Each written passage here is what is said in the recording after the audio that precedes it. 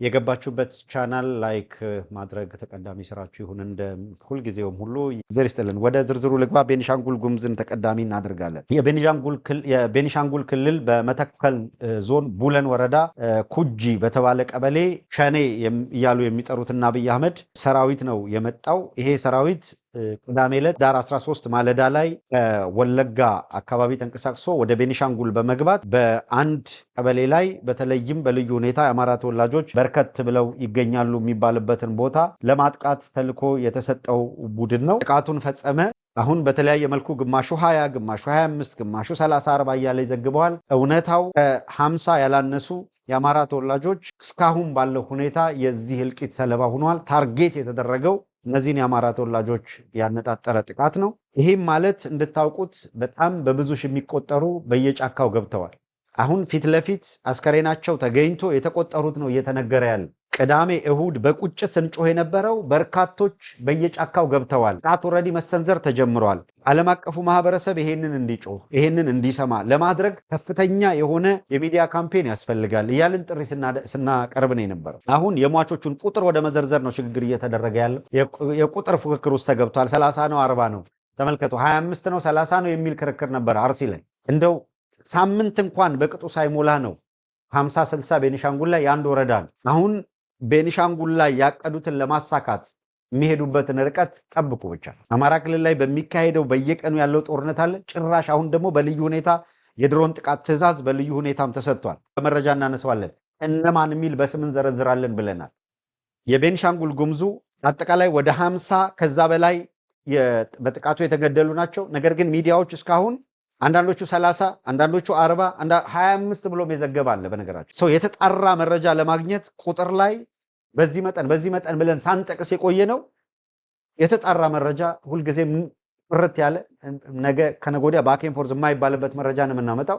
ሌሎቹ ቆይተው ያስተካክሉታል። እነዚህ ዓለም አቀፍ ሚዲያዎች የሚባሉት ወይ እዛው አንድ ጊዜ በዘገቡት ይጸናሉ፣ አለበለዚያም ሲቆዩ ይሄን ያህል ቁጥር ጨመረ የሚለውን ያመጣሉ። ዞሮ ግን 50 በላይ የተገደሉ ናቸው። የተገደሉት ንብረቶቻቸው ሙሉ በሙሉ እንዲወድም የተደረገ ነው። በየጫካው የገቡት ማን ቆጣሪ የሌላቸው። በየጫካው የገባ ማን ነው የሚቆጥር? ስንት ህፃናት፣ ስንት ነፍሰ ጡር እናቶች፣ ስንት አዛውንቶች አካባቢያቸው መንደሩን በአጠቃላይ በእሳት ወደ ማቀጣጠል ሲኬድ መንደራቸውን እየተው ሂደዋል። በነገራችን ላይ ቤኒሻንጉል ጉሙዝ ላይ ከወለጋ የተነሳው አካል የታጠቀ ኃይል ታርጌት ያደረገው ቦታ ጥቃት ሲፈጽም 5 ኪሎ ሜትር ርቀት አይሆንም ያለው መከላከያ የሚባለው ኃይል ሰፍሮ በቦታው ያለው ማለት ያ ማለት ካምፑን ነው ዋና ማዘዣ ጣቢያውን 5 ኪሎ ሜትር ያልኳችሁ እንጂ እዛው ከተማ ላይ የመከላከያ ኃይል ተብሎ አለ። እየሆነ ያለውን ቆመው ተመልካቾች ነበሩ። አሁን በሂደት ውስጥ እየተሳደደ ያለው እየተጠቃ ያለው የአማራ ህዝብ በተደራጀው ሁኔታ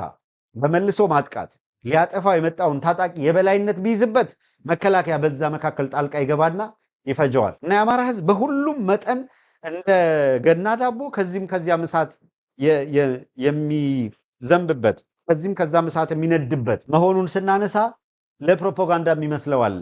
የብሔርተኝነት በዚህ መንገድ ነው ብሶትን መሰረት አድርጎ ነው የሚቋቋመውና ለአማራ ብሔርተኝነት ግንባታ ነው የሚል አለ። የአማራ ብሔርተኝነት ከመጣ ከተገነባ እየተገነባ ያለው መሬት ላይ ባለ ሀቅ ዘግናኝ በሆነ ሁኔታ በሚደርስበት የየዕለት ጭፍጨፋ መሰረት ተደርጎ ራሱን ለመከላከል ነው ስንል ምክንያቶቻችንን የምንዘረዝረው በዚህ ነው። ሰው መከላከያ የሚባል የለም። ቀደም ሲል ስንጠቅስላቸው የነበረው መከላከያ ብሎ መጥራትና መተቸት የማይቻልበት ጊዜ ነበረ። በድፍረት ይህንን የተጋፈጥነው እኛ ነን። በልበ ሙሉነት ነው የምንናገረው። ይሄ መከላከያ የብርሃኑ ጁላ ነው። ይሄ መከላከያ የአብይ አህመድ ወንበር አስጠባቂ መከላከያ ነው። የኢትዮጵያ መከላከያ የሚባል የለም።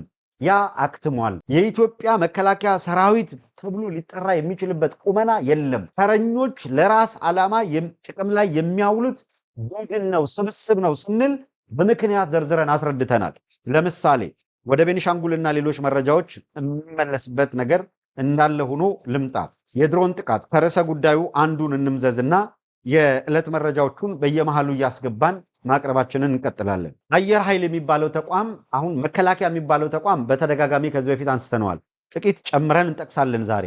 አየር ኃይል የሚባለው ተቋም አሁን ምን እያደረገ ነው ያለው? አብይ አህመድ የድሮን ሰልጣኞችን ልኳል።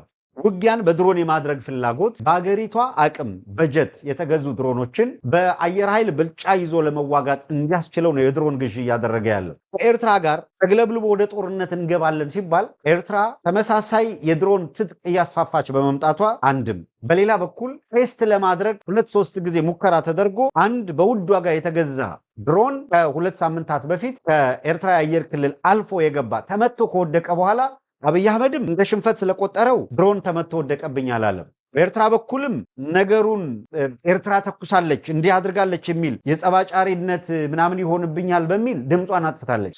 አጥቂውም አልተናገረም፣ አጠቃሁ ብሎ አልፎከረም። ተጠቂውም አካል ተጠቃሁ አላለም፣ ዝም ተብሏል።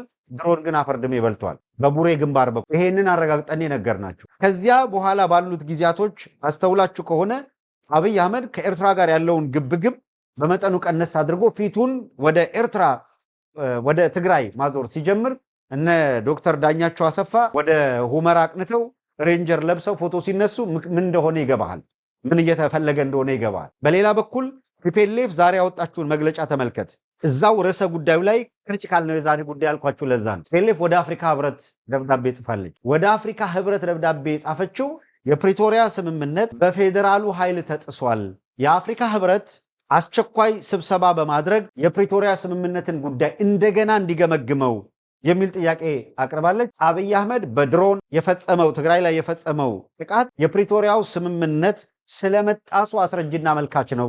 ከዚያም ይጨምሩበትና ሁለተኛ ይሄ ብቻ ሳይሆን ትግራይ ላይ የተቀናጀ የፖለቲካ ዘመቻ የፕሮፓጋንዳ ዘመቻ በመክፈትና ወታደራዊ ስምሪቶችንን በመስጠት ጦርነት የመቀስቀስ ፍላጎት ፌዴራሉ ላይ አይተናል ወይም ይህንን እያስተዋልን ነው። ይሄ ሁኔታ ወደ ሁለተኛ ዙር የሶስተኛ ዙር ለማፋሳሽ ጦርነት ከመሄዱ በፊት የአፍሪካ ህብረት ስምምነቱ መጣሱን እንዲገመግም የሚል ጥሪ ቀርቧል። አንዳንድ ኮንግረስማኖችና ሴናተሮችም ጉዳዩን ወደሚፈለገው ደረጃ ለማድረስ መሰል አስተያየቶችን መስጠት ጀምረዋል። በነገራችን ላይ በፕሮፓጋንዳ ቅንጅት ቲፒኤልኤፍ የሚያደርጋቸው እንቅስቃሴዎች የሚገርሙ ናቸው።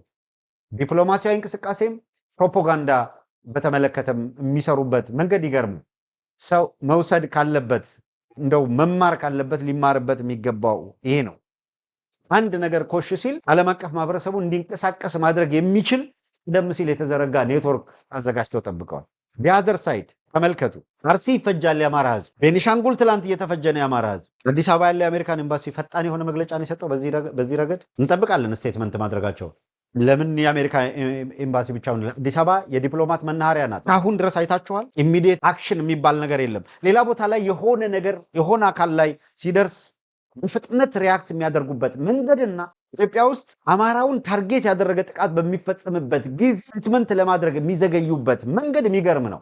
ሁለት መሰረታዊ ምክንያቶች አሉት። በሀገሪቷ ውስጥ የነበረው ነባር ትርክ በኢትዮጵያ ውስጥ በሚደረግ የኃይል አሰላለፍ ሂደት ውስጥ የአማራውን እንቅስቃሴ ምንድነው የኢትዮጵያ ታሪክ ዩሮሴንተሪክ ብለው ይጠሩታል ነው አይደለም፣ ሌላ ነገር ሆኖ። ነገር ግን ልክ ምዕራባውያን ፎቢያ አይነት ነገር ታያለ ነበረው ትርክት አንጻር ለነጭ አልገዛም ባይነት፣ እምቢ ባይነት፣ ለአፍሪካውያን የቀኝ ተገዥነትን እምቢ ብለው በቀኝ ገዢዎች ላይ የማመፅ እንቅስቃሴ ጀማሪ ተብላ የምትከሰስ ሀገር ናት። በዛ ውስጥ እኔ አይደለም የምለው በቃ ተወደደም ተጠላ የታሪክ እውነታን ማንም በፈለገው መንገድ ሊቀይረው ስለማይችል እነ ፕሮችስኪ የጻፉትን ሂድናይ እስቲ ገለጥ አድርጉና ቢሰና ዘ ፓውደር ኦፍ ባረል የሚለው መጽሐፍ የባሩዱ በርሜል ተብሎ የተተረጎመው በኋላ ግባና አንብበው። የሚነግርህ ምንድን ነው? ዘ ላይን ኦፍ ኪንግ ኢን ዘ ሊቭ ወርልድ ግባና አንብበው። ምንድን ነው የሚነግርህ? እንደ ኪሲንጀር ሲጻጣፉ የነበረው በወቅቱ ምንድን ነበረ? እያንዳንዷን ስቴትመንት ብታይ እምቢ ባይነት፣ ለምዕራባውያን አልገዛም ባይነት፣ ሁሉን ባይነት ከአማራው አማርኛ ከሚናገረው ብለው ነው ስቴት ያደረጉት። አንድም ኦርቶዶክስ፣ እነዚህ ሶስቱም ህብር ናቸው ይላሉ። የመንግስት ስርዓቱ አንድ ሀገሪቷን ያስተዳደረ ጠንከር ያለ የመንግስት ስርዓት መኖር፣ በዛ ውስጥ ደግሞ ሁሉንም አቅፎ አገባብቶ የያዘው ብሔራዊ ቋንቋ እንዲኖር አድርጎ የተለያዩ ብሔረሰቦች በልዩነት ውስጥ እንዳይኖሩ አሁን የምናየው ቀውስ እንዳይፈጠር በተግባቦት ላይ የተመሰረተ አንድነት ተፈጥሯል። በሀገሪቷ ውስጥ ሂዩጅ የሆነች ተጽዕኖ ማድረግ የምትችል ቤተክርስቲያን አለች። ሁሉም ከብሔረሰብ ልዩነቱ በላይ በሃይማኖት አንድነቱ በጋራ ተግባብቶ ቆመዋል። ስለዚህ ማርያምን ትጣላኛለህ ብለው ንጉሱ ሲጣሩ ሼኩ አይቀሩም። የንጉሱ ማርያምን ማለታቸውን የንጉሱን እምነት አክብሮ ግን ይከተላቸዋል። ሃይማኖቱን የግል አገሩን የጋራ አድርጎ እንዲሰለፍ ማድረግ የቻለ የኢኮኖሚና የፖለቲካ ማህበረሰቡ ትስስር ስትሮንግ ነው። ስለዚህ ይሄንን ህዝብ ለማሸነፍ ይህም ባውንደሪ መምታት አለብን። የገባችሁበት ቻናል ላይክ ማድረግ ተቀዳሚ ስራችሁ ይሁን። እንደ ሁልጊዜውም ሁሉ የፋኖ ኃይሎች በከተሞች የማጥቃትና የመከላከል አውደ ውጊያዎች በማድረግ ድል ቀንቶናል ሲሉም ዘግበዋል። አገዛዙ በበኩሉ ንጹሐንን ኢላማ ያደረጉ የድሮን ጥቃቶች መፈጸሙም ደግሞ ከተለያዩ ወገኖች የተገኘው መረጃ የሚያመለክት ነው። በወሎ ቤት አማራ ቀጠናዎች በቀጠለው ውጊያ አፋባሃ ሚኒሊክ ዕዝ የደጋው መብረቅ ኮር ታላቅ ያለውን ድል ማስመዝገብ ይፋ አድርጓል።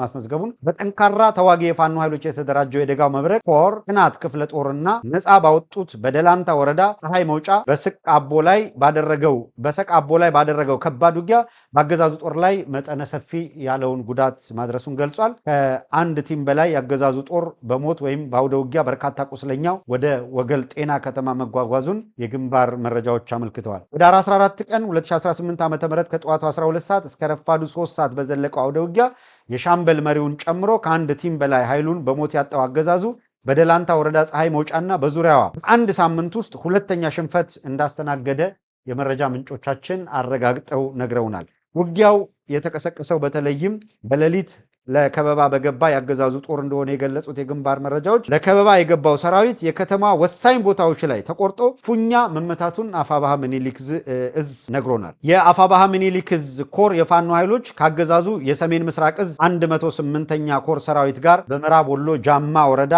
ቀያፈር ከተማ ሌሊቱን ከባድ ውጊያ ላይ መክረማቸውን በገለጹበት መረጃ ነው ቀደም ሲል ያነሳንላችሁን አንኳር ወይም ወሳኝ ድሎች እንዲመዘገቡ ማድረጋቸውን የገለጹት። እንዲህ ያሉ የተጠናከሩ የድል ዜናዎች እዚህም እዚያም እየተሰሙ ነው። የፋኖ ኃይሎች በውስን መስዋዕትነት ሙሉ ኃይላቸውን ማውጣት ችለዋል። መጀመሪያ ከበባ ሊፈጽም ከመጣው አካል ይሄ በአገዛዙ ላይ ብልጫ እየያዙ መሄዳቸውን የሚያሳይ ነው። ይሄ በአገዛዙ ላይ የያዙትን ብልጫ ለማስቀጠል የሚያደርጉት እንቅስቃሴ ግን በሁሉም መስክ የሚጠበቅባቸው አካላት ኃላፊነታቸውን ሲወጡ ነው ለውጤት የሚበቃው ነው። ይህ በእንዲህ እንዳለ በዚሁ የወሎ ቤት አማራ ቀጠና በደቡብ ወሎ ዞን ወግዲ ወረዳ የድሮን ጥቃት የተፈጸመ ሲሆን ጥቃቱ በወግዲ ወረዳ አብዩ ጎርባ በተባለች ታዳጊ ከተማ ላይ በንጹሐን መኖሪያ ቤቶች ላይ የተፈጸመ ጥቃት መሆኑ ታውቋል። በጥቃቱ የአንድ አባወራ መኖሪያ ቤት ሙሉ በሙሉ መውደሙን አረጋግጠውልናል። ግለሰቡ ሰላማዊ የንግድ ሰው እንደሆኑ የገለጹት የአካባቢ ነዋሪዎች በአጋጣሚ ለማህበራዊ ጉዳይ መላ ቤተሰቡ ከቤት ውጭ በመሆናቸው በጥቃቱ መትረፋቸውን ነግረውናል። ነገር ግን ቤቱ ሙሉ በሙሉ እንዲወድም ሆኗል። ወደ ጎንደርና ጎጃም አካባቢ ስንሻገር በዚያ ቀጠናዎች በሁለቱም ቀጠና አውደ ውጊያዎች በከባድ መሳሪያ ታጅበው እንደቀጠሉ ሰምተናል። ጎንደር ቆላ ወገራ ላለፉት 4 ቀናት ቆሞ የነበረው የውጊያ እንቅስቃሴ ዛሬ ህዳር 15 ቀን 2018 ዓ.ም ዳግም ያገረሸ ሲሆን ውጊያው የተቀሰቀሰው ደግሞ የፋኖ ኃይሎች አጅሬ ከተማን ከበባ ውስጥ ማስገባታቸውን ተከትሎ ነው። ህዳር 6 ቀን እስከ ህዳር 10 በነበረው የዘመቻ ጌትነት ውጊያ 180 በላይ ያገዛዙ ጦር ሙትና ቁስለኛ መሆኑን መዘገባችንን እኛው መረጃውን አቅርበን ማብራሪያ መስጠታችን ይታወቃል። በዚህ ዘመቻ አጅሬ አካባቢ ከ65 በላይ ያገዛዙ ጦር በውጊያ ህይወቱ እንዳለፈም አረጋግጠናል። በተመሳሳይ የዛሬው ውጊያ በዚሁ ቀጠና ሲካሄድ የዋለ ሲሆን ከበባ ውስጥ የገባው የአገዛዙ ጦር በከባድ መሳሪያ የታገዘ መልሶ የማጥቃት ሙከራ ቢያደርግም ዛሬም በርከት ያለ ኃይሉ ሙትና ቁስለኛ ሆኖ ከመሄድ ግን የታደገው የለም። ህዳር 15 ቀን 2018 ከጠዋቱ 12 ሰዓት ጀምሮ ያገዛዙ ጦር ከደብረ ኤልያስ ጎጃም ላይ ደብረ ማርቆስና አማኑኤል ከተሞች በመነሳት ወደ ተርቸከል ሊባኖስ በ3 አቅጣጫ ለከበባ መግባቱን ተከትሎ የተቀሰቀሰው ውጊያ ሙሉ ቀን ውጊያ ሲደረግ መዋሉን እዙ ገልጾ በአገዛዙ በኩል 8 ዲሽቃ በያዘ ኃይል በመድፍ የታገዘ ጥቃት መሰንዘር ቢንቀሳቀስም በፋኖ ኃይሎች የደፈጣና መልሶ ማጥቃት በመደበኛ ውጊያ በርካታ የአገዛዙ ጦር ሙትና ቁስለኛ በማድረግ በርከት ያሉ ምርኮኞችንም ማግኘታቸው ተጠቅሷል። የፋኖ ኃይሎች መልሶ ማጥቃት ሲከብደው የማዕከላዊ ዕዝ ማስረጃውን ጠቅሰን 602ኛ ኮር 32ኛ ክፍለ ጦርን በተወርዋሪነት አምጥቶ የተጠቀመው ያገዛዙ ጦር ተጨማሪ ድጋፍ ሰጪ ይዞ ቢንቀሳቀስም በሶስቱም አቅጣጫ በተከፈተበት መልሶ ማጥቃት የውጊያ ትስስሩ ተቋርጦ ከሰብአዊ እርዳታ ጋር ወደኋላ አፈግፍጓል ሲል የአፋባሃ ቴዎድሮስ ዕዝ ለዛሬ የገጠመውን ድል በተመለከተ በግንባር መረጃው ጠቅሷል። ስለዚህ በጎጃም በጎንደርም በወሎም በሸዋም አገዛዙ የገጠመው ሽንፈት ሁሉን ትቶ ወደኋላ ከማፈግፈግ ውጭ አማራጭ እንዳይኖረው ማድረግ መቻላቸውን የገለጸ ነው። አድማጮች እንግዲህ በርዕሰ ጉዳዩ ላይ እስካሁን ስናነሳ የቆየነውን አዲሱ የአብይ የድሮን ኦፕሬሽን ትዕዛዝ የህወሓት እጅ በአፍሪካ ህብረት ኪስ ውስጥ 4 ኪሎን ያስጨነቀው የፋኖ እርምጃ ነው። እነዚህ 3 አውዶች ጠቅለል እናድርገውና በአንድ በኩል ከህወሓት ጋር አይቀሬ ጦርነት አለ ብሎ ራሱን ለጦርነት እያዘጋጀ ያለው የአብይ አህመድ አገዛዝ ወይም ኦህዴድ ከመተኮሱ በፊት ለጦርነቱ ሌጂቲሜት ኮዝ ለመስጠት ጥረት እያደረገ ስለሆነ ቲፒኤልኤፍም የጦርነቱ አራማጅና የጦርነቱ ባለቤት ወይም ጦርነቱን የፈለገው ራሱ የአብይ አህመድ አገዛዝ ነው የሚለውን መነሻ አድርገው ለአፍሪካ ህብረት አሁን ደብዳቤ ወደ መጻፍ የተሸጋገሩት እኔ ከኮዝ አንጻር እመለከተዋለሁ ወይም እንደዛ እንድመለከተው የሚያስገድድ ነው። ኮዝ እየፈጠሩ ነው። ዝም ብሎ ጀስት ኮዝ ስለፈለጉ ኮዝ ፈጥረዋል እያልኩ አይደል። ነገር ግን ማንኛውም አካል ለጦርነት ሲዘጋጅ ምንም ጥርጥር የለውም ኮዝ ያስፈልገዋል። ሰሚት እያደረጉ ያሉት እንቅስቃሴ ወዴት እየሄደ ነው የሚለውን ግን የሚነግረን ነው።